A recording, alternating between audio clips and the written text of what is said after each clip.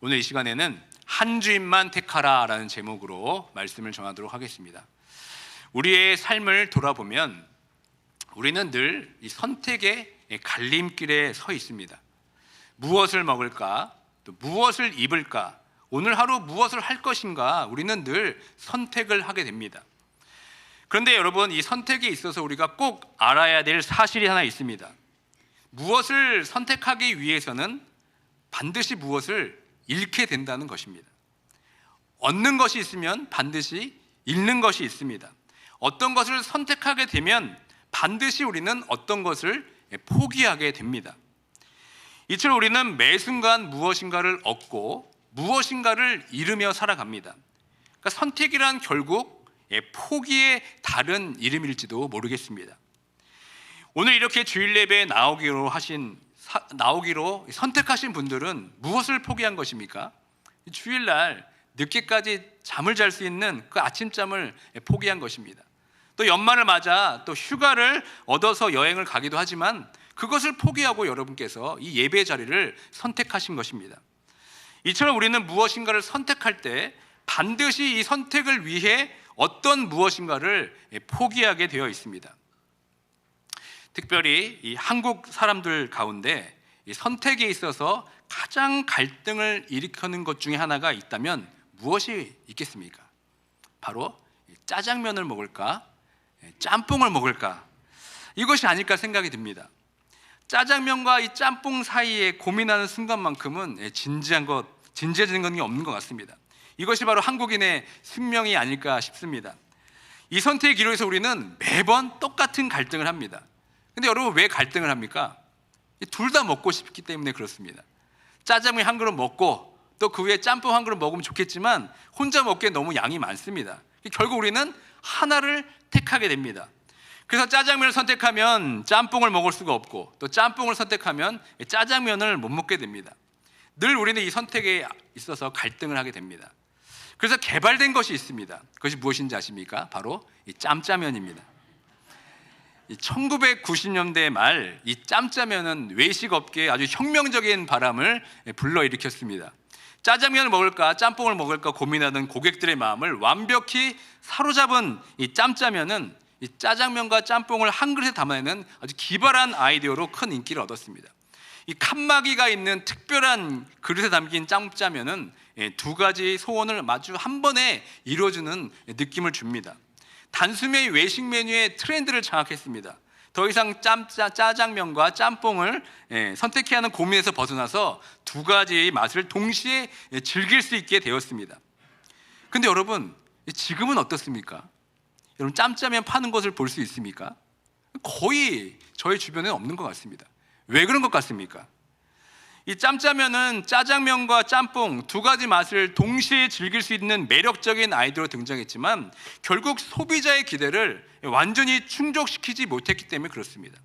짜장면을 먹을까 짬뽕을 먹을까 고민하는 소비자들의 마음을 대변해서 등장한 짬짜면이지만 정작 뚜껑을 열어보니까 둘 다 제대로 즐기기 어려운 아쉬움을 남겼습니다. 짜장면을 먹을 때 이 짬뽕이 식습니다. 또 짬뽕을 먹을 때 보니까 먼저 먹으면 이 짜장면이 또 불게 됩니다.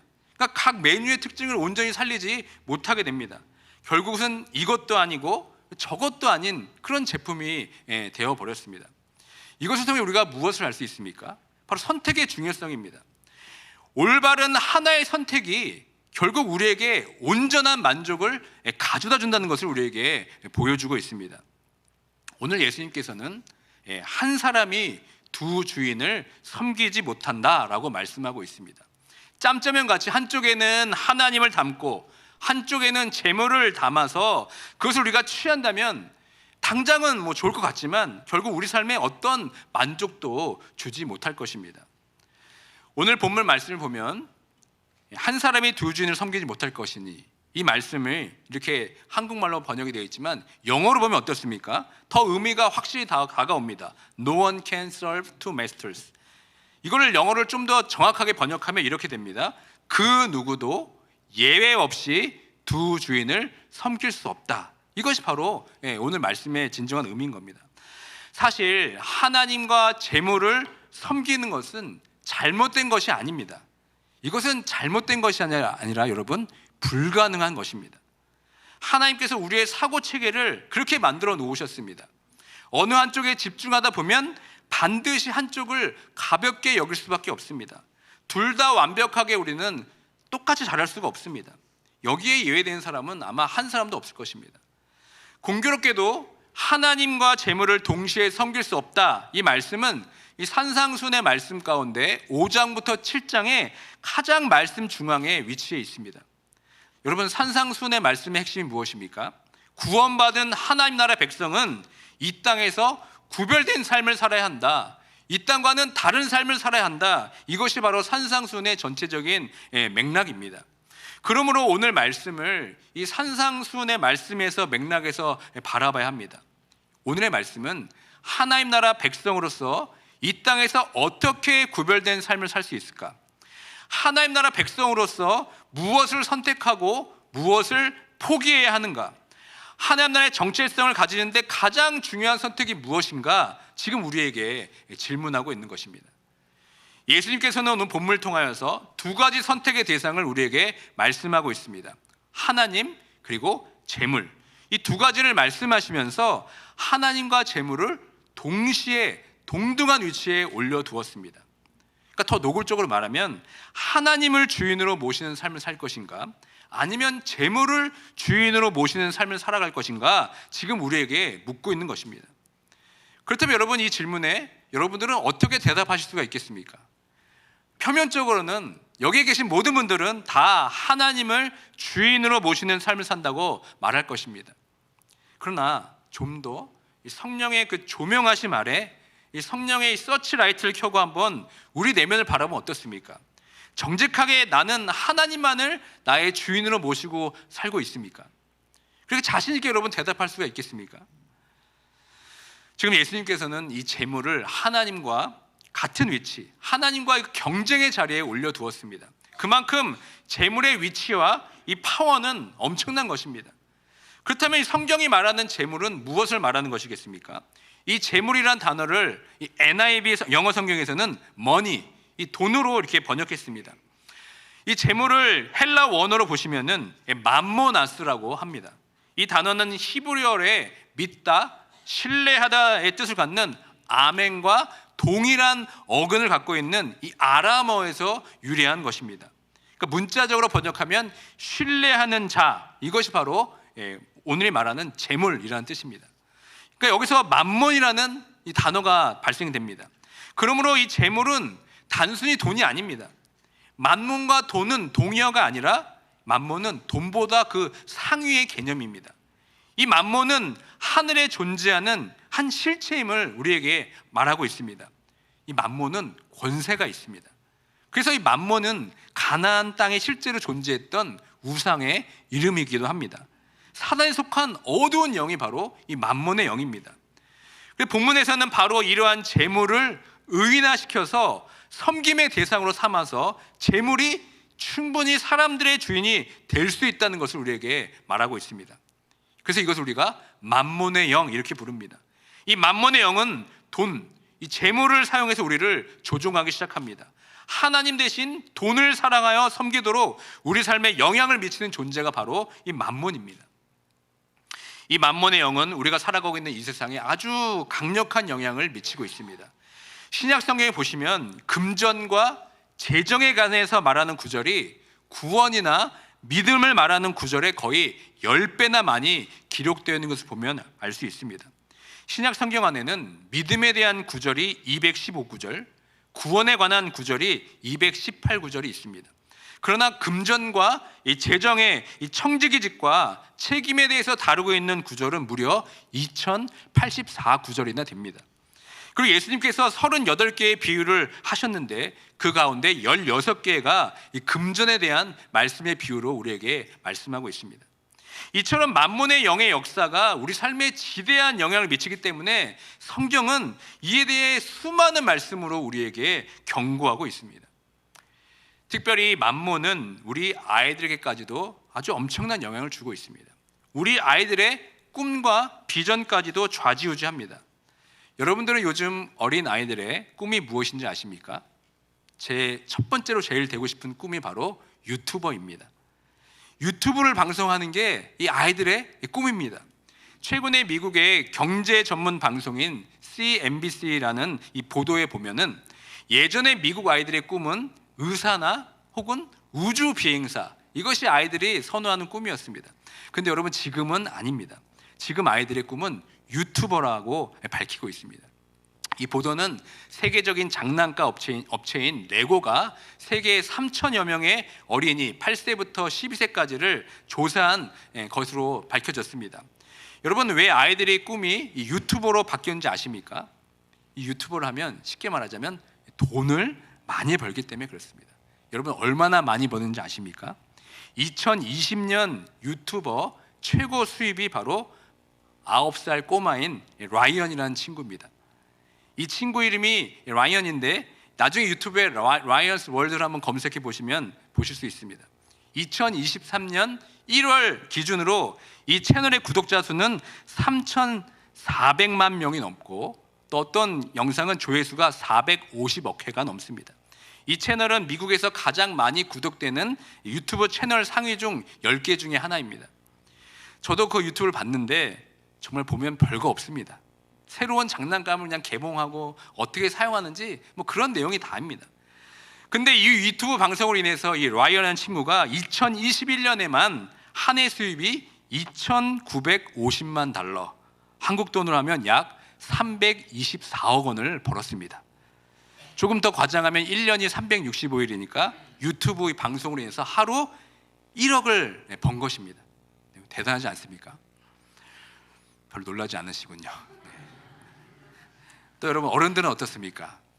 어른들도 유튜버가 되기 위해서 잘 다니고 있던 직장도 포기합니다. 자유로운 창작과 또 시간의 여유를 갖기 위해서 라고 말하긴 하지만 결국은 다 쉽게 말하면 돈 때문에 그렇습니다.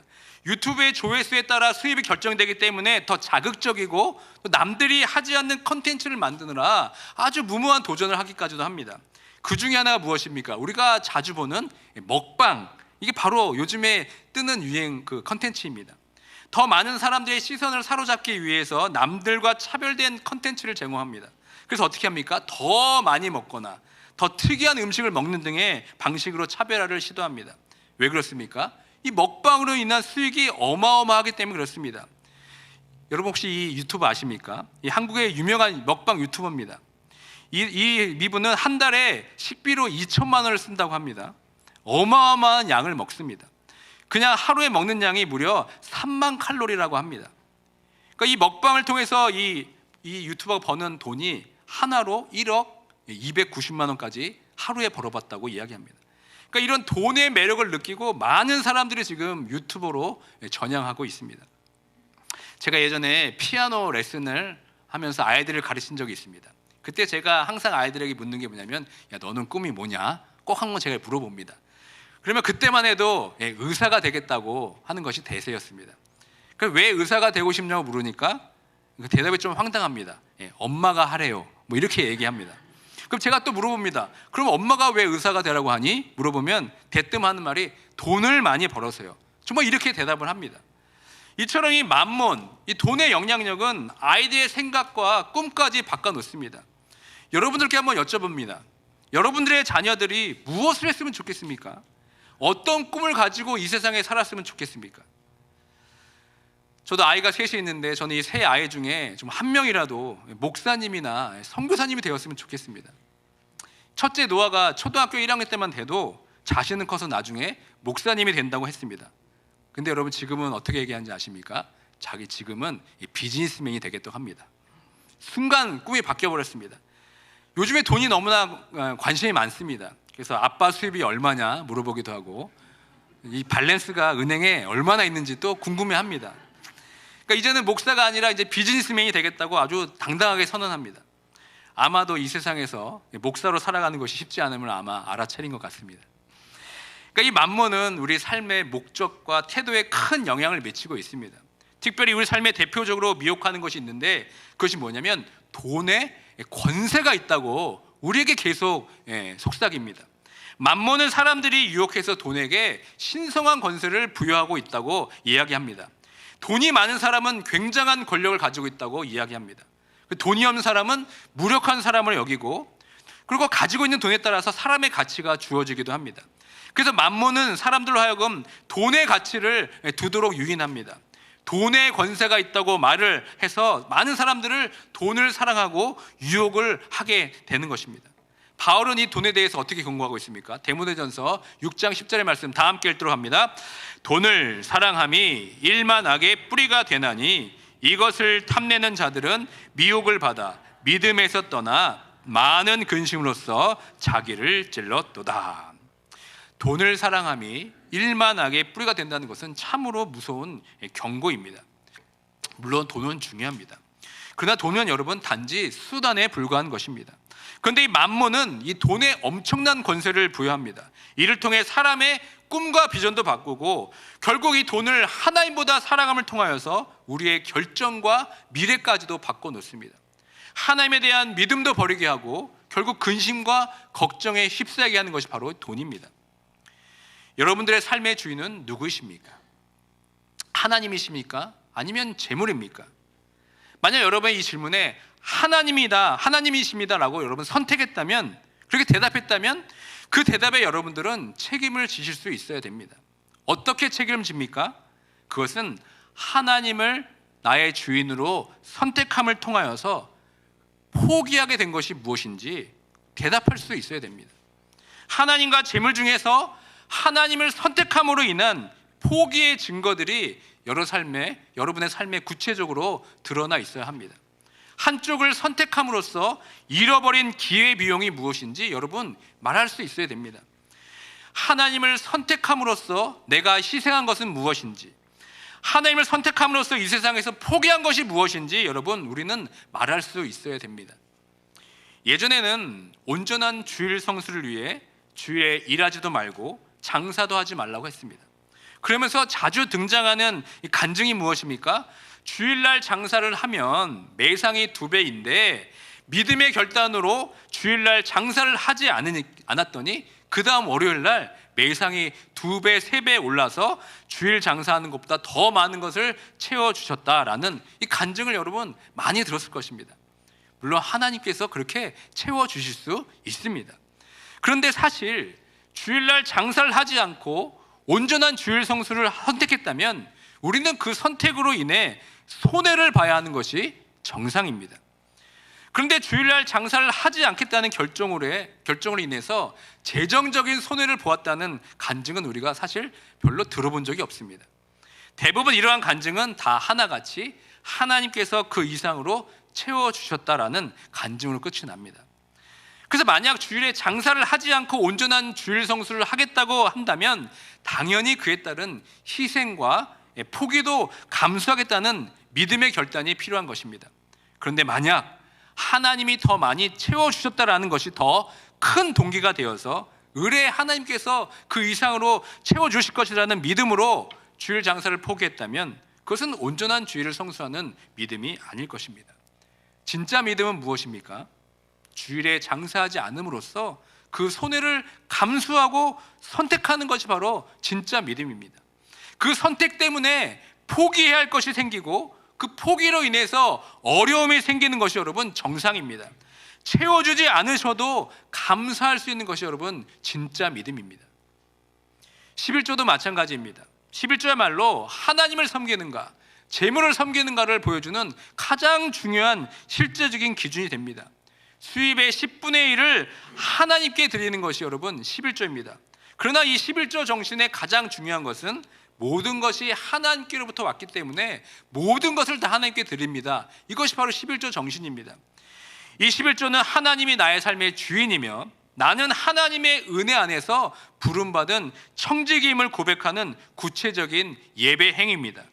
10의 1만 하나님의 것이 아니라 모든 것이 다 하나님의 것이라는 신앙의 고백과 함께 나의 삶을 드리는 성도의 경건이 바로 11조입니다. 그렇기 때문에 11조를 드리는 선택을 여러분이 하셨다면 그 10의 1만큼 우리 삶에 제약이 따르는 것이 정상입니다. 그 10의 1을 드림으로써 우리 삶이 어려움이 있기 마련인 겁니다. 그런데 이 11조를 이야기하면서 대부분 이 강단에서 어떻게 이야기합니까? 방금 앞서 말한 것처럼 10의 1을 드렸더니 더 많은 것으로 채워주셨다, 이렇게 결론만 이야기합니다. 그러면서 11조를 하겠다는 그 결단과 선택을 통한 그 어려움과 갈등에 대해서는 다루지 않습니다. 물론 하나님께서 여러분 11조를 하면 이런저런 모양으로 하나님께서 우리의 필요를 다 채워주십니다. 여러분 정말 채워주십니다. 저에게도 이런 간증이 많이 있습니다. 그런데 대부분 이 11조 드림을 통해 필연적으로 겪어되는 갈등의 과정을 생략하고 결론만 이야기하니까 이 11조 자체도 기복적인 행위로 되어버릴 때가 얼마나 많은지 모릅니다. 11조를 드리는 것이 오히려 더 많은 복을 드리는 수단이 될 때도 있는 겁니다. 하나님이 나의 삶의 주인이고 나의 삶의 모든 것을 공급해 주시는 분이라고 믿는다면 돈은 하나님을 섬기는 데 있어서 오직 수단일 뿐입니다. 돈이 결코 나의 주인이 될 수가 없습니다. 목적과 수단이 바뀌면 안 됩니다. 돈은 마땅히 하나님과 세상을 섬기는 수단일 뿐 돈이 목적이 되면 안 됩니다. 하나를 선택하면 하나를 포기하게 되어 있습니다. 하나를 선택하면 그 다른 하나를 미워하거나 가볍게 여기는 것이 여러분 정상입니다. 그러므로 우리는 하나님을 나의 주인으로 선택함을 통하여서 이 세상에서 포기하게 되는 것들이 많아지는 것이 바로 하나님 나라 백성의 정체성입니다. 하나님을 선택함으로써 희생해야 하는 것들, 하나님을 선택함으로써 고난받는 것들, 하나님을 선택함으로써 손해보는 것들이 많아야 하나님 나라의 백성의 삶을 제대로 살아가는 것입니다. 그 포기한 삶을 통해 이 세상에 줄 수 없는 하나님의 은혜와 사랑에 행복해하는 것이 바로 구원받은 하나님 나라 백성의 삶인 줄 믿습니다. 하나님 나라 백성으로서 하나님을 주인 삶만 살아가는 것이 어떻게 보면 이 세상을 살아갈 때 참으로 힘이 듭니다. 고달픈 이름에는 틀림없습니다. 그러다 보니까 여러분 어떤 현상이 생깁니까? 하나님 나라 백성으로 살아간다고 하지만 하나님께 올인하지 않습니다. 하나님을 전적으로 따르지 않습니다. 하나님을 나의 주인으로 삼지 않습니다. 그냥 적당한 선에 머물러 있습니다. 어중간하게 서 있습니다. 그렇다고 세상을 막 즐기지도 않고 그렇다고 막 재물만 막 쫓아가는 것도 아닙니다. 그냥 어정쩡하게 서 있을 때가 많이 있습니다. 이것도 아니고 저것도 아닌 채 우리는 살아갑니다. 차든지 덥든지 해야 되는데 그냥 미지근한 상태에 우리가 머물러 있습니다. 야고보서에서 이런 모습을 어떻게 표현하고 있습니까? 야고보서 1장 8절의 말씀을 다 함께 읽겠습니다. 두 마음을 품어 모든 일에 정함이 없는 자로다. 여기서 두 마음이란 이 나눠진 마음을 말하는 것입니다. 이 두 마음이란 단어는 이 신약 성경에서 야고보서에만 사용되는 특별한 단어입니다. 마음의 순수함이나 하나님을 향한 절대적인 신뢰의 부족을 보여주는 단어가 바로 두 마음입니다. 이는 하나님을 신뢰하면서 동시에 자기 자신이나 세상과 같은 것을 더 신뢰하는 것을 말하는 것입니다. 더블 마인드를 이야기하는 겁니다. 우리는 그리스도를 온전히 바라본다면 동시에 다른 것들을 온전히 바라볼 수가 없게 됩니다. 우리의 눈을 한번 생각해 보시길 바랍니다. 우리의 눈은 위와 아래를 동시에 바라볼 수가 없습니다. 우리의 한 가지 생각 속에서 하늘과 땅을 동시에 품을 수가 없습니다. 우리가 다른 것들을 정면으로 바라보느라 정작 그리스도를 곁눈으로 바라보게 된다면 어떻게 되겠습니까? 다른 곳에 시선을 빼앗겨서 우리가 정작 바라봐야 할 그리스도를 온전히 바라보지 못한다면 어떻게 되겠습니까? 여호수아 24장에 보면 여호수아가 이스라엘 백성들에게 세겜이라는 곳에서 언약을 다시 세우는 장면이 등장합니다. 이때 이스라엘 백성들에게 아주 심각한 문제가 발생되었습니다.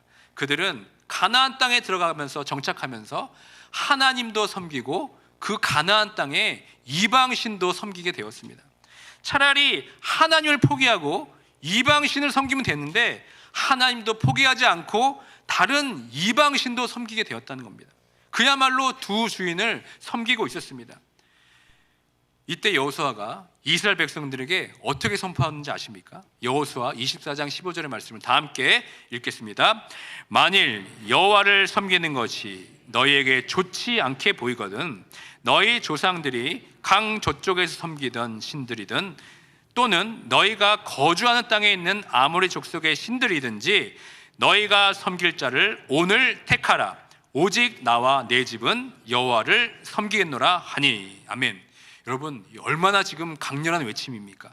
두 마음을 품지 말고 둘 중에 하나를 지금 택하라는 것입니다. 여호수아가 지금 여러분들에게 지금 이 자리에서 너희가 섬길 자를 택하라, 오늘 택하라 한다면 여러분 무엇을 택하시겠습니까? 우리는 둘 중에 반드시 하나를 택해야 됩니다. 우리가 진정으로 섬길 자를 택해야 됩니다. 우리가 하나님 나라 백성을 하면 더 이상 중간지대에 머물러서는 안 됩니다. 하나님도 섬기고 재물을 섬길 수가 없습니다. 이것이야말로 최악의 우상 숭배가 됩니다. 이제는 하나를 택해야 됩니다.